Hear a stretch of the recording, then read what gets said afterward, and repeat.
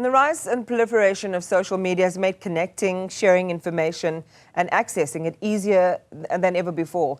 It's enhanced the world of journalism, but in equal measure, it's also exposed media practitioners to online abuse. And my next guests have had personal experience with how journalists are treated on online platforms and how this can sometimes put their very lives in danger, as well as affecting our mental health. I'm joined by journalists Tshidi, Madia and Karyn, Maughan, as well as clinical psychologist Candice Lambert, who will look at the effects of journalists reporting under stress on their mental health and on their work.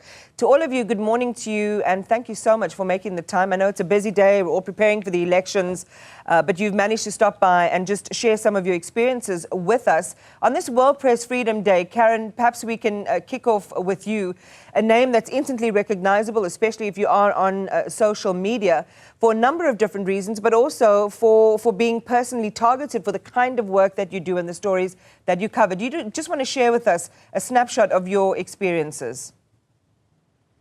Well, I think, I'm sort of most notorious for the private prosecution that was launched against me by former President Jacob Zuma, in which he alleged that I had unlawfully received public court papers that contained a sick note from his doctors, and that myself and Advocate Billy Downer, who was the state advocate prosecuting Jacob Zuma, should face 15 years in jail for violations of the NPA Act. Now, we have 3 different court judgments that have proven that Mr. Zuma's assertions were completely factually and legally baseless, but I continue to be the target of a lot of misinformation, blatantly false claims that I steal people's medical records, and a wide range of personal and often very sexualized insults that are designed to intimidate me. I was told that I would be raped in jail when I was jailed for that offense, that, I've been told multiple times that I should be raped and necklaced. I have also been, said to drive a 3 million rand car, earn a 3 million rand salary, to be paid to write racist things, that I'm a racist propagandist. All of which is factually not founded on anything, but which in the realms of social media takes on a life of its own and is ultimately about rendering me at a point where I'm so psychologically disabled by these constant attacks that I am silenced. And that's the main project that I rail against, because I refuse to let that happen to me. So to achieve the opposite, instead of creating and instilling that paralysis in you, it's forced you to move in the opposite direction, and that is to be almost militant about continuing your work. Well, I think it's not so much, that it's not about militancy. It's about just you keep going. And I've realized that, one of my biggest problems was that I thought in order to be brave, I had to pretend that this didn't affect me. It has affected me. It had massive implications. I've gone into diabetic comas. I had to seek, I had to go and see a therapist. I think that's very helpful. You are not supposed to endure this kind of stuff. You have to admit that it gets to you. But it's just that decision to say, okay, I'm stepping away from social media. I'm not engaging with that stuff, keeping one foot in front of another, and, surrounding yourself with a community that knows you, loves you, cares about you, and will keep you away from the kind of very anxiety-inducing behaviors that often accompany these kind of attacks. And that's what I've learned. Braveness is actually, it's about preserving your softness. It's not about getting hard and hateful, because ultimately that's what people want. Karyn, thank you for sharing so honestly. And Tshidi, I can hear you in agreement there. You yourself have also been the subject of a series of sustained online attacks, and I'd love for you to share that with our viewers as well.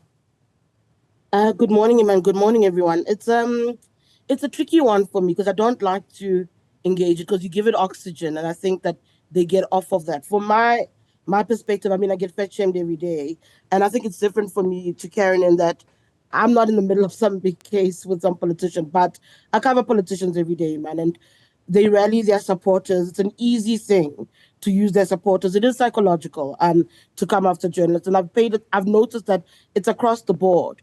There's not one political party that I can say it's this party. And I know a lot of people speak about the EFF. Absolutely, EFF supporters come after journalists.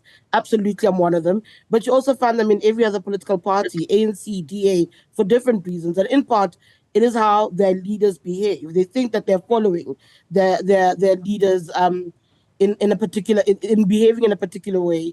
I unlike Karyn, I haven't reached that point where I've decided whether or not to be militant about. I mean, it depends on my day, Iman. I'll wake up to a slew of attacks and be in the mood to confront the attacks, or I might not. It's funny. Somebody on Twitter said to me, "Please learn to block. Please learn to preserve your space." And I think the biggest thing for me from all of this, Iman, is I am human. There are days where it does get to me. I mean, I get called a white monopoly tea girl, and I question white monopoly every day. In the spaces I occupy, yet that's what I'm defined as. I'm fat shamed every day. And it's interesting for me because it's not the impact on me that I worry about, to be honest. The impact on younger journalists who don't have the confidence, who don't want to be a Tshidi or a Karyn. They watch that and they are scared. They self-censor and they're scared to do their jobs in the fullness of their capabilities, because they are scared of being targeted, being humiliated online for, be it their sexuality, how they look, be it what they think or their questions. So it has successfully created a layer where journalists are scared to fully explore what it means to be a journalist, because they tell you must be a parrot and repeat what you hear, but not interrogate what it actually means for the community that you are servicing with your work. How do you come to peace with it?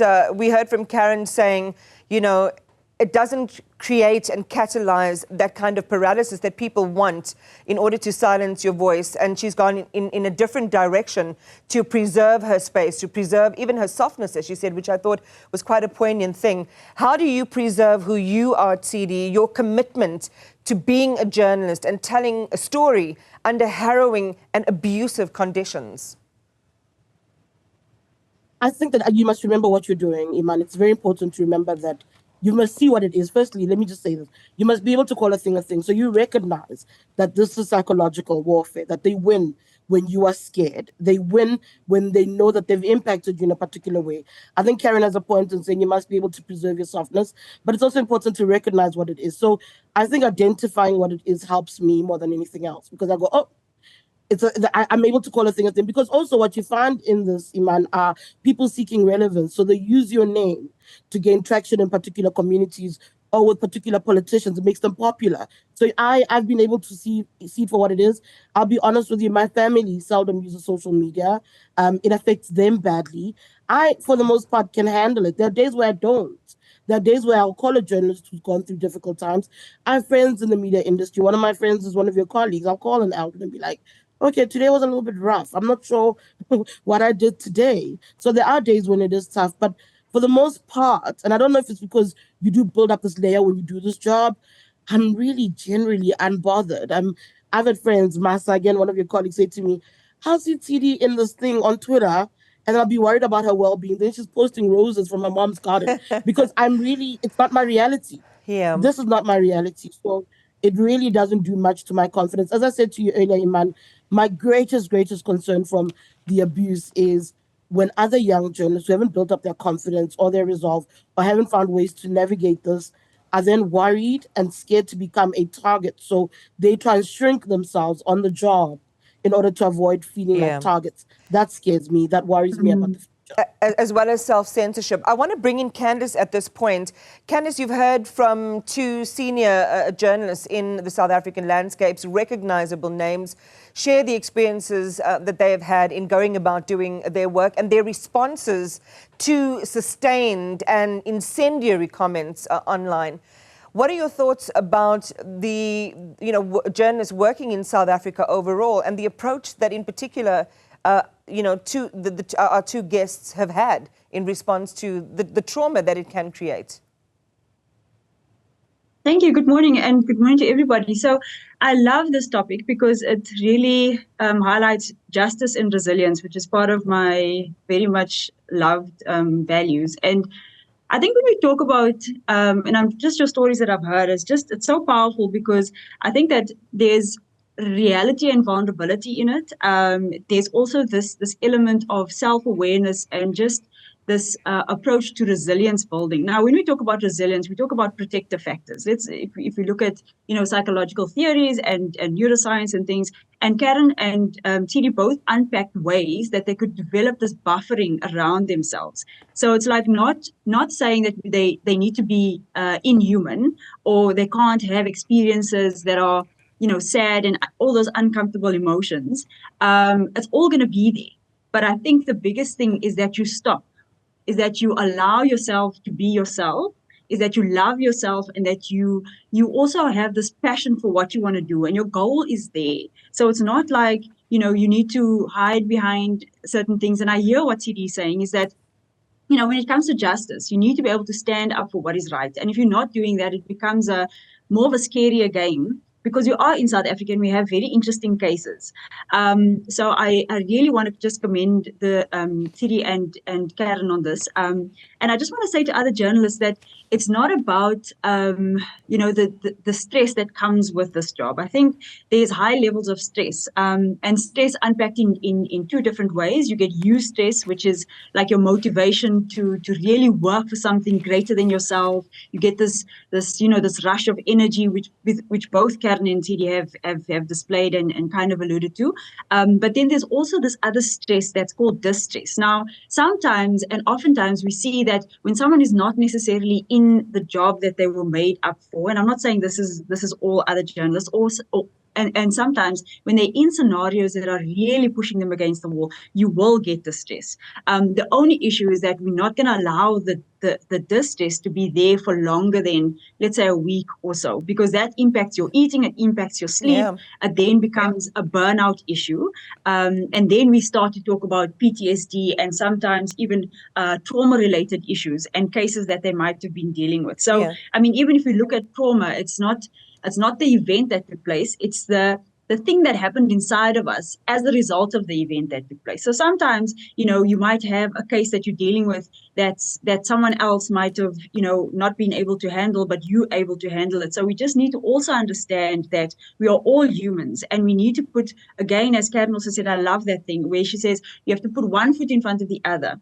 And while we're doing that, is that we actually allow ourselves to be ourselves and become self-aware. Because when, as Tshidi also said, I love it, is when I understand that today is a bad day, or tomorrow it might be a better day. But it's just that self-awareness that's quite powerful. And this is conventional wisdom, Candice, I think for anyone who's going through sustained periods of trauma. When you talk about neuroscience, we know that the long-term effects of cortisol, when stress brings cortisol into the body, it can lead to long-term things like actual organ damage. And, you don't want any of our colleagues to be, in the next 5 or 10 years dealing with things like organ failure. And Karyn, you've already spoken about some of the catastrophic health implications and effects that it's had on you.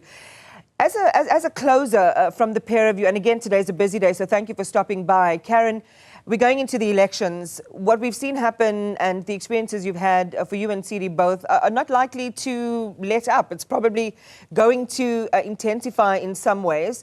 How do you steel yourself for that? You've already told us. And also maybe just a message to people who are using social media. Before you deploy a message, there's a human being at the other side of that. It feels as if in these anonymized spaces, sometimes where there's an organized campaign, but just individuals whose names, are anonymous, people feel emboldened to say things they wouldn't say to your face. I just want to honor Tshidi, because Tshidi is one of the people who was really deeply supportive of me when I went through this, and she's deeply supportive of a lot of colleagues. And I think she often endures some of the worst levels of social media abuse. But what I found so interesting with this experience is that it was people like Tshidi, like Polly van Wyk, like Ferial Haffajee, women who have continuously been the most targeted, who stood up and stood with me. I always thought it would be people who were sort of invulnerable and strong and brave, but it was people who had taken a battering. And when you hear Tshidi talk, she has so much self-awareness, she has so much consciousness of other people, and she's preserved her humanity, and that is her victory. I feel deeply sorry for Jacob Zuma. I feel sorry that this is his legacy now, this endless litigation, going after a journalist, going after a prosecutor, that this is what he's doing. And I just look at that. I have no ill will towards him. I have no hatred. despite what people will say.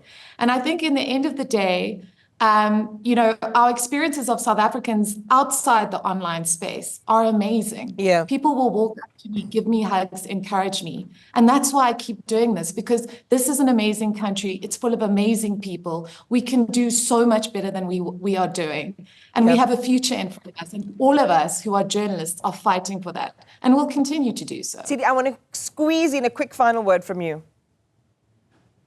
I like what Karyn just said to you, man, about how even though this is what's happening on social media, when you go and you meet people in political spaces, it doesn't really matter what I'm also experiencing online.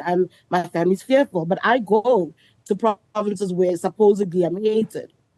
And I'm welcome to party events where I'm hated, where their leaders will not accept interview requests from me.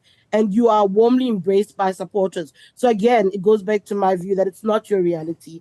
And I'll go back to my initial point. My biggest fear is how all of this impacts on young journalists. We're still building up their confidence. I hope that they're able to also reach out. I'm big on reaching out to people. If I see somebody going through something, I'm big on that. And I think more journalists need to do that for each other. We are also a community. And I hope journalists remember that. Tshidi, Madia, Karyn, Maughan, Candice Lambert, thank you very much for making time available for us this morning. We appreciate you.